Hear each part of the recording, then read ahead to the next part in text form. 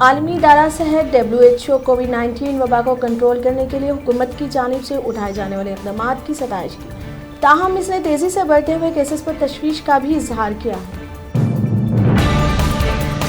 Hyderabad city صدر engine Kumar Yadav, youth Congress صدر Anil Kumar Yadav, Nampally Congress incharge Feroz Khan نے آج دیگر کانگریس قائدین کے ہمراہ گاندھی بھون پر KCR حکومت کے خلاف زبردست احتجاج کیا۔ انہوں نے حکومت پر الزام لگایا کہ ریاست میں کورونا ٹیسٹ دیگر ریاستوں کے مقابلے میں کافی کم تعداد میں ہو رہے ہیں۔ ان قائدین نے کہا کہ کورونا جیسے مہلک وائرس کے باوجود حکومت غفلت کی نیند سو رہی ہے۔ تلنگانہ میں ڈاکٹرز کے وائرس سے متاثر ہونے کی تعداد میں دن بدن اضافہ ہو رہا ہے۔ ریاست میں تاحال 68 ڈاکٹرز مہلک وبا سے متاثر پائے گئے، جس میں 41 ڈاکٹرز کا تعلق عثمانیہ، 4 کا گاندھی ہاسپٹل اور 12 کا تعلق نیمز ہاسپٹل سے ہے۔ باقی متاثرین میں 8 پیرا میڈیکل سٹاف شامل ہیں۔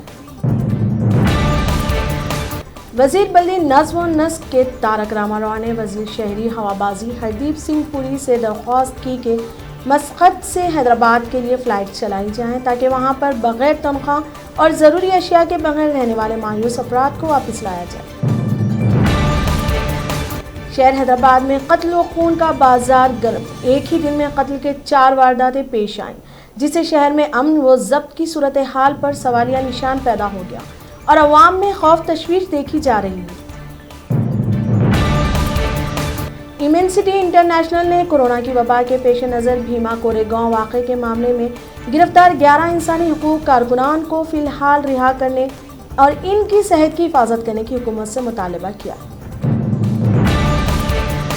مشرقی لداخ سیکٹر میں لائن آف کنٹرول پر گزشتہ 1 مہینے سے جاری فوجی تعطل کو حل کرنے کے لیے ہندوستان اور چین کے سینئر فوجی حکام کے درمیان آج ایک اعلیٰ سطح میٹنگ ہوئی۔ اس میٹنگ میں ہندوستان کی نمائندگی لیہہ میں 14ویں کور کے commander lieutenant general Harinder Singh نے کی۔ جماعت اسلامی ہند کے رکن شورا اور سابق سیکریٹری مولانا رفیق احمد قاسمی کا صبح دل کا دورہ پڑنے سے ایک پرائیویٹ اسپتال میں انتقال ہو گیا۔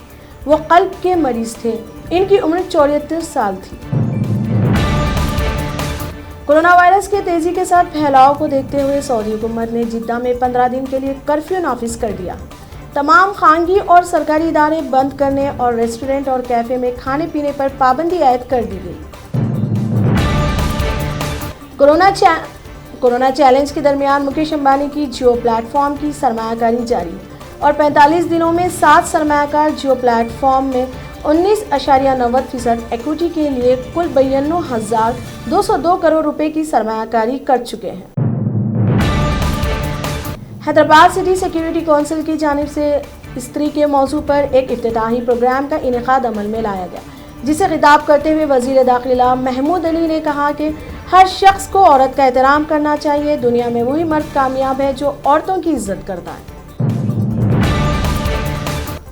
تلنگانہ پردیش کانگریس کمیٹی نے ریاستی وزیر بلدی نظم و نسق KT راما راؤ سے وزارت سے استعفیٰ کا مطالبہ کرتے ہوئے کہا کہ وہ بحیثیت وزیر بلدی نظم و نسق GO 111 کی خلاف ورزی کرتے ہوئے گنڈی پیٹ کے نشیبی علاقے میں 25 ایکڑ پر ناجائز طور پر فارم ہاؤس کی تعمیر کے ذریعے دستوری حلف کی خلاف ورزی کی ہے۔